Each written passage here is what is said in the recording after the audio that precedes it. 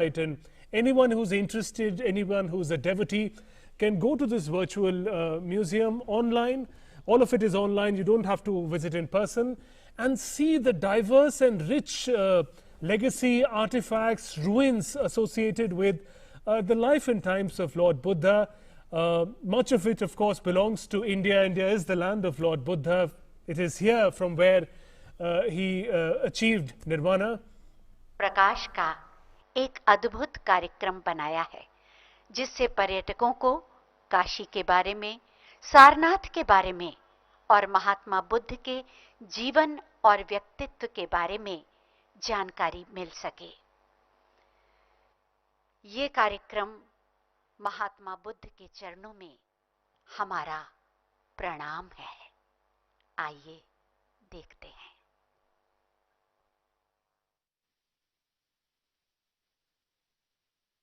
सारनाथ में आप सबका स्वागत है। बौद्ध साहित्य में इस स्थान को ऋषिपतन के नाम से जाना जाता है। यहां अनेक ऋषियों ने तपस्या की, योग साधना की और निर्वाण प्राप्त कर यहां की मिट्टी को पावन कर दिया।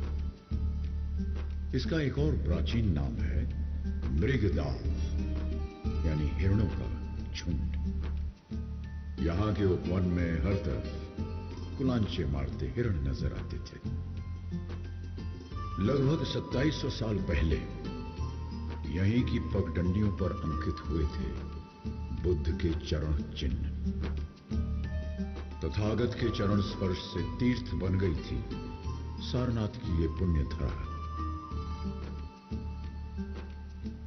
इस स्थान से जहां आप बैठे हैं, बुद्ध ने अपना पहला धर्मोपदेश दिया और शुरुआत की एक नई विचारधारा की जो आज भी मानव जाति के लिए सार्थक है। तो चलिए इतिहास के पन्नों को पलटें, यहां की गूंजती आवाजों को सुनें और बुद्ध के कथन को अपने जीवन में उतारें।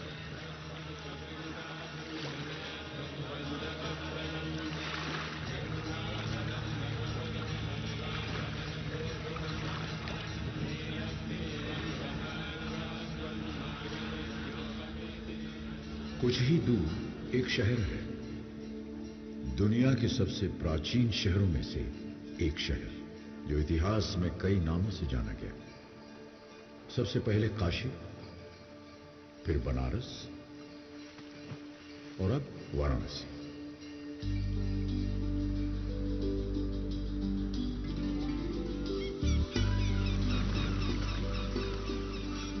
मंदिरों की नगरी है ये, बाबा विश्वनाथ की नगरी।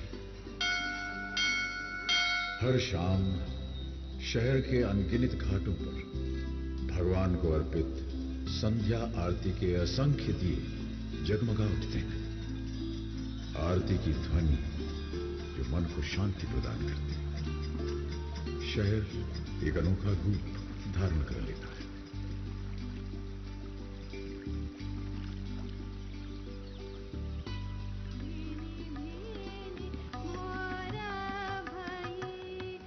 यहां कई प्रसिद्ध संगीतकारों ने जन्म लिया और पले बढ़े।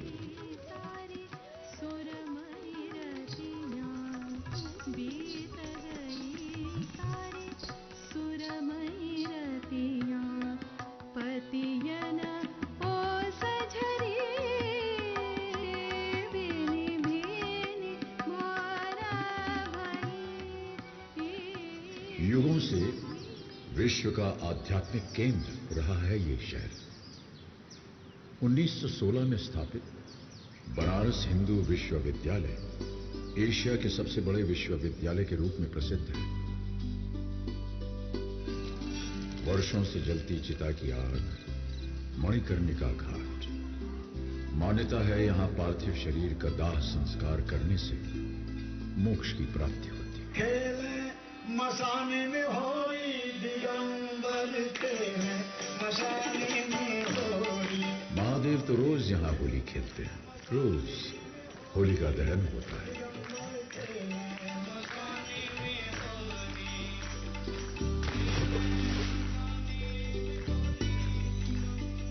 जिंदगी से धड़कती उमंगें सजोई ये गलियां, यहीं तो बसा करते थे कबीर, बसे थे तुलसीदास।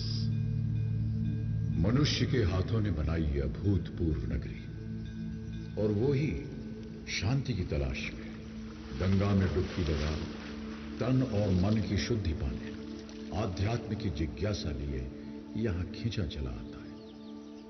वाराणसी सिर्फ एक प्राचीन नगरी ही नहीं, मनुष्य और उसकी श्रद्धा का इतिहास है। ये शहर कैसे बसे, इनको बनाया किसने? इन प्राचीन शहरों में बने राजमहल, ये किले इस बात का प्रतीक है कि यहां राजाओं का साम्राज्य रहा होगा। उन्होंने इन शहरों का, राज्यों का निर्माण किया होगा। कुछ शासक जो इतिहास के गलियारे में खो गए, और कुछ जिन्होंने इतिहास में अपनी जगह बनाई। कुछ ऐसे जिन्होंने क्षत्रिय वंश में जन्म तो लिया, लेकिन योद्धा नहीं बने, राज्य की सीमाएं नहीं बढ़ाई। आज आपको सुनाते हैं एक ऐसे राजकुमार की कहानी जो जन्मा तो राजघराने में, लेकिन सुख सुविधा और राजसी जीवन को त्याग आम मनुष्य के जीवन को सुधारने एक आध्यात्मिक पथ पर निकल पड़ा। कई वर्षों पहले एक शासक राजा शुद्धोदन और उनकी रानी माया देवी के परिवार में पुत्र ने जन्म लिया। यह बालक किसी महल में नहीं, बल्कि एक उपवन में पैदा हुआ। लुंबिनी उपवन में एक राजकुमार ने जन्म लिया। उसके चेहरे पर पड़ रही सूरज की रोशनी उसे एक अलौकिक चमक दे रही थी। शायद ये कोई संकेत था। ग्रहों की स्थिति समझकर यह धारणा भी बनी कि यह बालक या तो एक महान राजा बनेगा या फिर एक आध्यात्मिक गुरु। बालक का नाम सिद्धार्थ रखा गया। राजा शुद्धोदन चाहते थे कि राजकुमार समय आने पर वंश को आगे बढ़ाए और एक महान राजा बने। वो सिद्धार्थ की तकदीर बनाने में लग गए, या उनका ऐसा भ्रम था? समय बीता और सिद्धार्थ 29 साल के हो गए। क्षत्रिय वंश के एक लंबे चौड़े खूबसूरत राजकुमार। वो राजकुमार जिन्होंने अपने जीवन के 29 वर्ष महल की चारदीवारी में हर संभव सुख साधन के साथ व्यतीत किए, बाहर की दुनिया से पूरी तरह अनजान।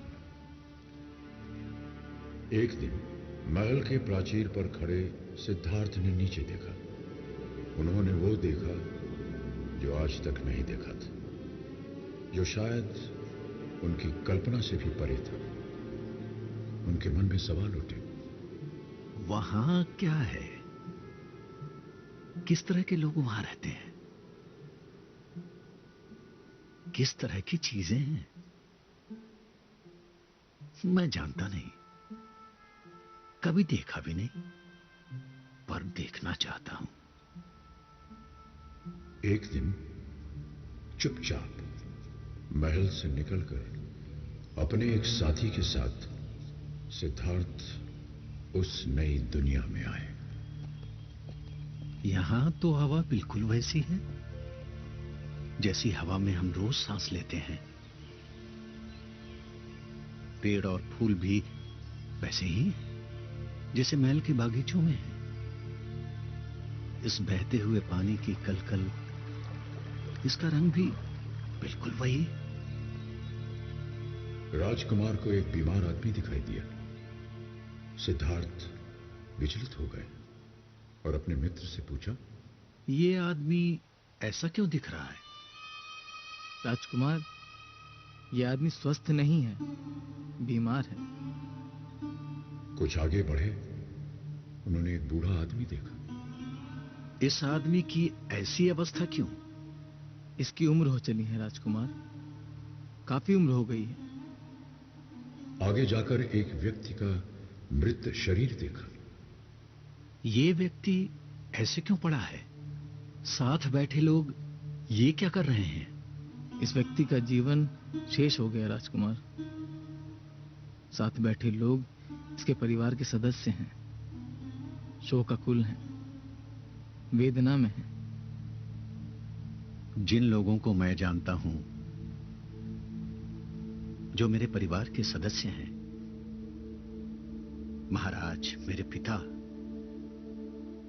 परिवार के अन्य लोग, वो मेरे दोस्त जिनके साथ मैं बड़ा हुआ हूं, क्या सभी के साथ यही होगा? सबके साथ? राजकुमार, बुढ़ापा तो सब पर आएगा। हम सभी कभी न कभी बीमार भी होंगे और हम सभी को मृत्यु भी प्राप्त होगी। महल के अंदर की दुनिया उन सच्चाइयों से परे थी जिनसे सिद्धार्थ का आज सामना हुआ था। उनकी दुनिया आज टूटकर बिखर गई। वो शोक में डूब गए। वो उन सभी दृश्यों के जवाब चाहते थे जो उन्होंने महल के बाहर देखे थे। उन्हें इस बात का आभास हुआ कि अभी तो बहुत कुछ देखना है, समझना है, जानना है। उनके मन की आवाज उन्हें बार बार कचोट रही थी कि वो उन सच्चाइयों के महज गूंगे दर्शक बनकर नहीं रह सकते। उन्हें उस सच्चाई को खोजना था जिनमें जीवन के जवाब छिपे थे। उस दिन के बाद सिद्धार्थ चुपचाप कई बार महल की सीमा के बाहर निकले, सच्चाई की तलाश में। उन्हें जवाब चाहिए थे। अपनी ऐसी ही एक यात्रा के दौरान सिद्धार्थ ने एक साधक को देखा जो गहरे ध्यान में लीन थे। उसकी आंखें धीरे से खुली और सिद्धार्थ की आंखों से मिली। उनके विचार जुड़े। सिद्धार्थ को उसी क्षण एहसास हुआ कि जो उत्तर वो बाहर खोज रहे थे वो तो उनके भीतर ही थे, उनके स्वयं के अंदर। उनका निश्चय आकार लेने लगा। अगर आसपास के लोगों को उनके दुख दर्द समझाने में मदद करनी है तो उन्हें स्वयं इस पहलू को समझना पड़ेगा, अन्यथा उनका अपना जीवन अधूरा रहेगा। उन्हें इस बात का एहसास हुआ कि सांसारिक गतिविधियों में लिप्त रहकर सच्चाई की खोज की यात्रा शुरू न हो सकेगी। उन्हें अपने वर्तमान जीवन की सुख सुविधाओं को, रिश्तों को, महल की चार दीवारी को त्यागना होगा। एक रात सिद्धार्थ चुपचाप अपनी पत्नी, पुत्र और महल को छोड़कर विलासिता और सुखों से भरे जीवन को त्याग कर एक साधक बन गए।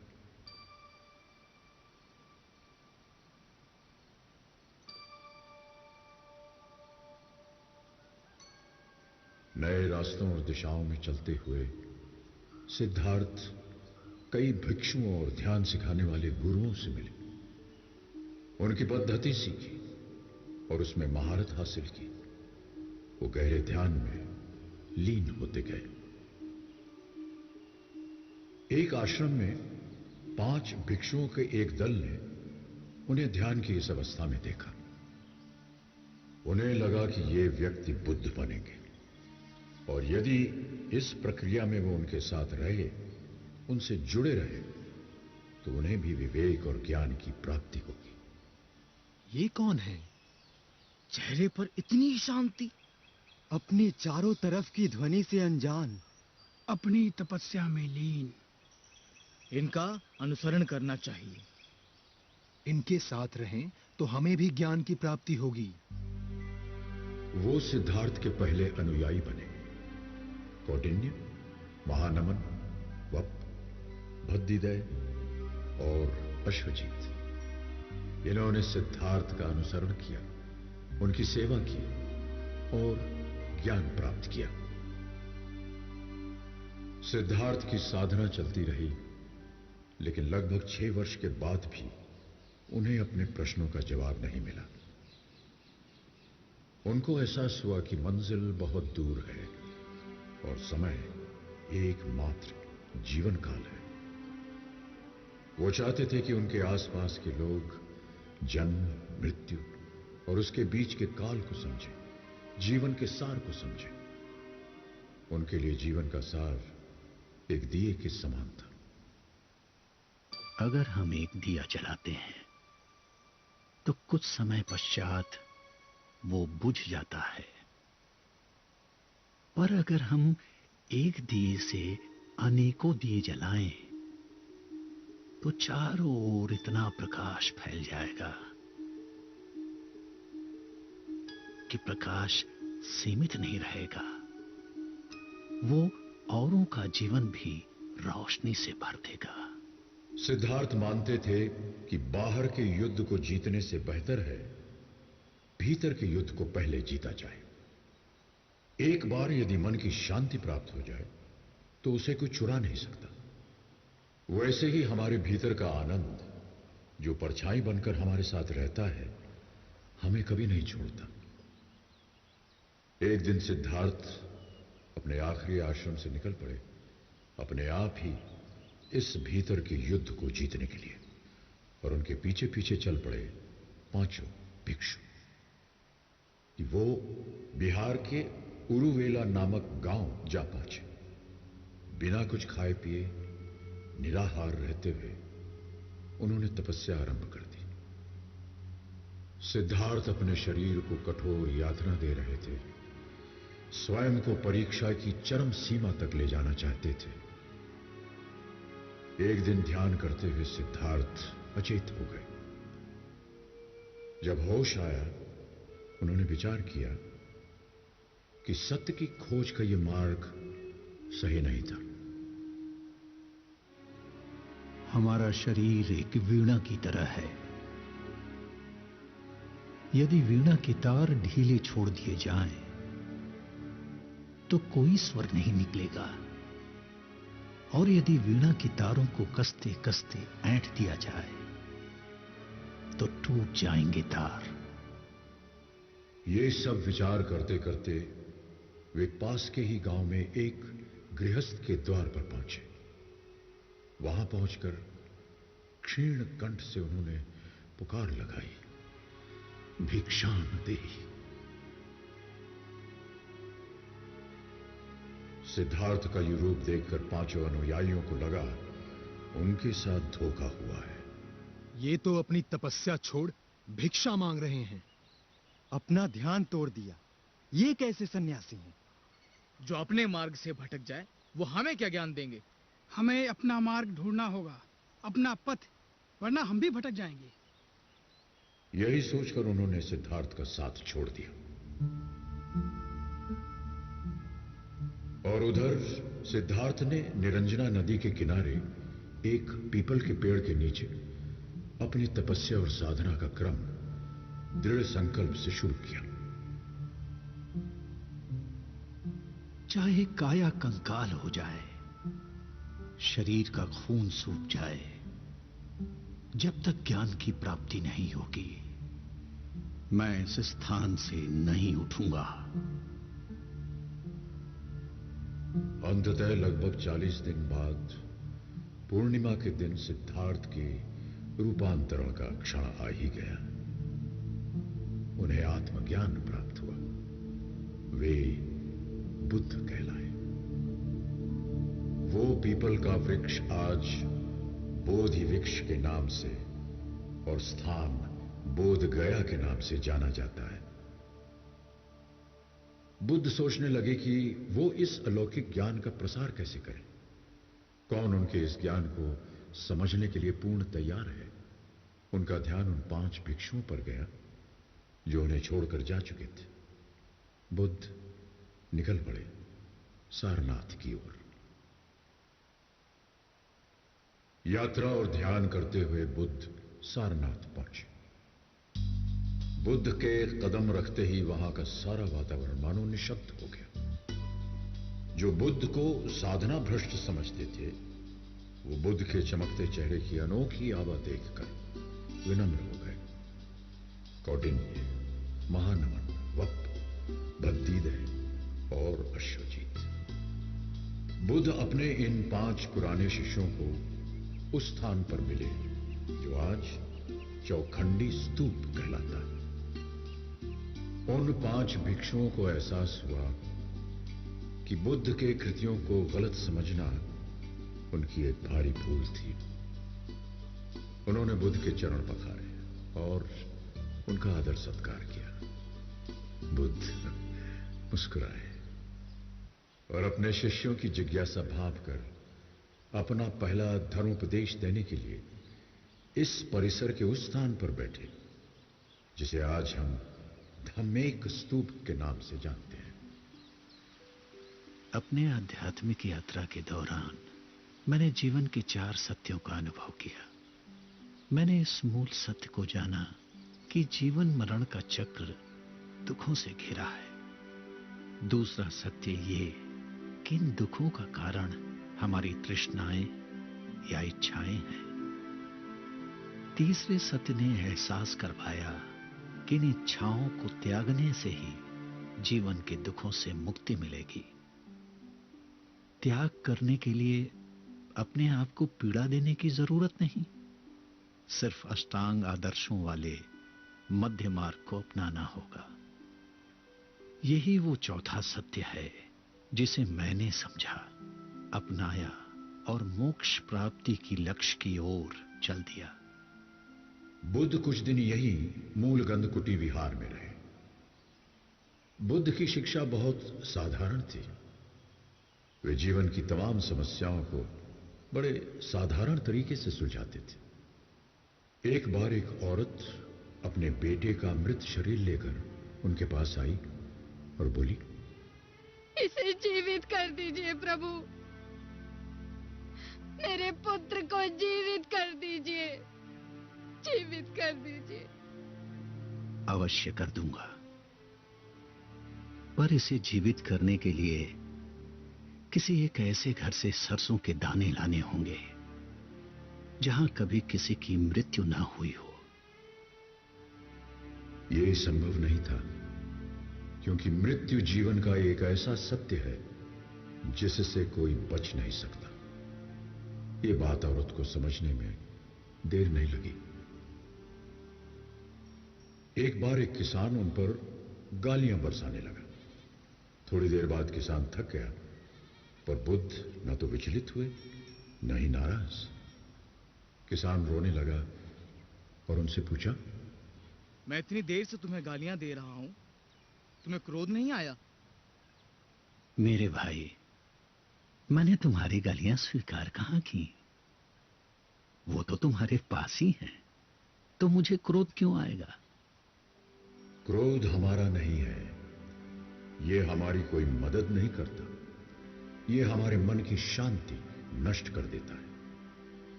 हमारे अंदर विचारों का, भावनाओं का कितना ही तेज मंथन हो, इसके स्थिर होने पर पता चलेगा कि पीछे एक ठहराव है, एक अलौकिक शांति।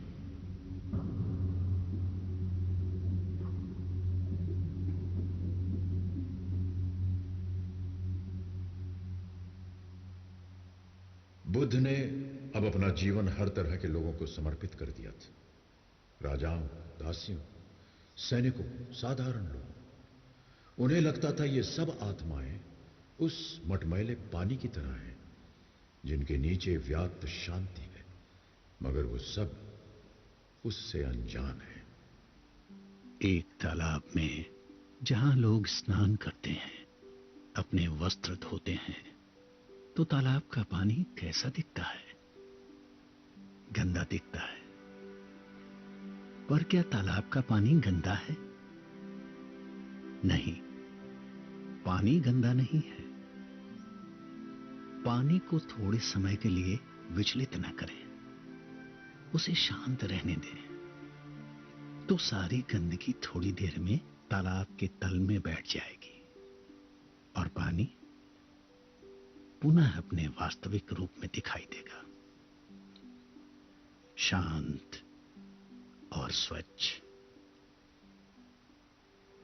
बुद्ध ने संघ की स्थापना की और अपने पहले 60 भिक्षुओं को देश की अलग अलग दिशाओं में भेजा, ताकि वो लोगों से मिले और बुद्ध के विचारों को जन समूह तक पहुंचाए।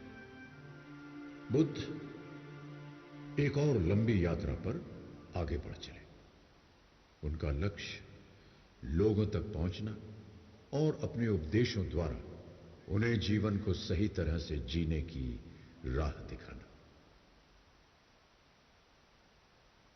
शासकों का नाम उनके शासनकाल से, उनकी जागीर से जाना जाता है। किसका कितना बड़ा साम्राज्य था, किसने कितने समय तक राज किया और कैसा राज किया। ईस्वी पूर्व 3री शताब्दी में मौर्यकालीन शासक थे सम्राट अशोक। उन्होंने कलिंग साम्राज्य के साथ युद्ध छेड़ा और विजय प्राप्त की।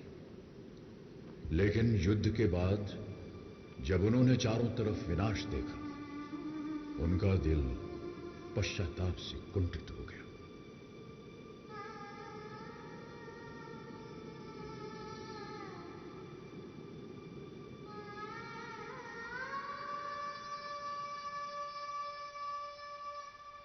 इतना विध्वंस,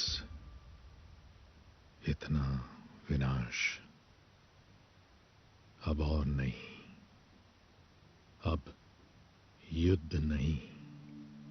सम्राट अशोक के संवेदनशील हृदय ने अहिंसा, करुणा और मैत्री का धर्म, बौद्ध धर्म स्वीकार किया।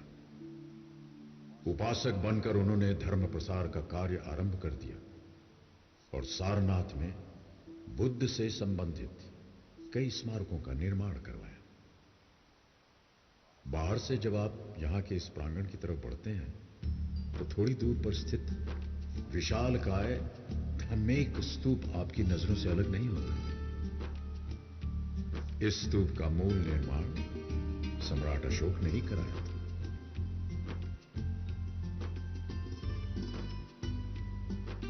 सारनाथ में एक विशाल स्तंभ के कुछ अंश आज भी हैं, जिसे सम्राट अशोक ने बनवाया था। इस स्तंभ के ऊपर सम्राट का राज चिन्ह चतुर्भुज सिंह और धर्म चक्र बना हुआ था, जो आज भारत का राष्ट्र चिन्ह बन गया है। सम्राट अशोक ने धर्मराज का स्तूप और बौद्ध भिक्षुओं के रहने के लिए विहारों का निर्माण करवाया। सारनाथ में बुद्ध के निवास स्थल मूल गंधकुटी विहारा बनवाकर उन्होंने बुद्ध के प्रति अपनी श्रद्धा अर्पित की।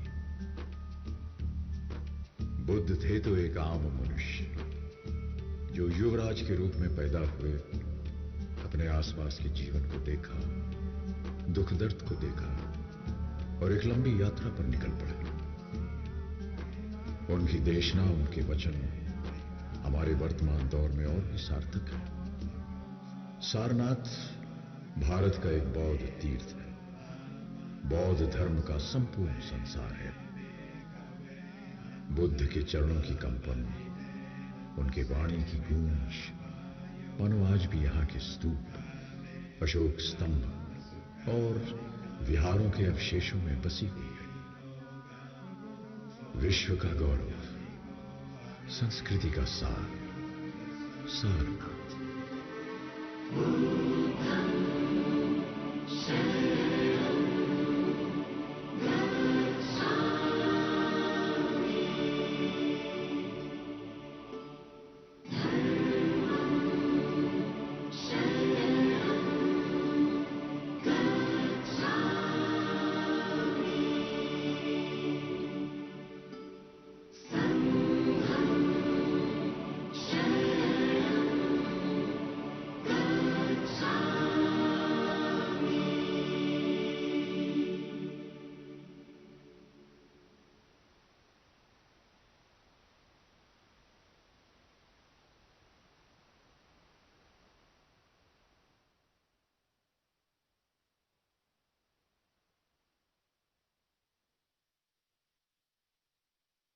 शरणम गच्छामि। ये ध्वनि अभी भी चारों ओर गूंज रही है। एक अलौकिक शांति विस्तार पा चुकी है। माननीय प्रधानमंत्री महोदय के साथ इस अद्भुत कार्यक्रम को देखना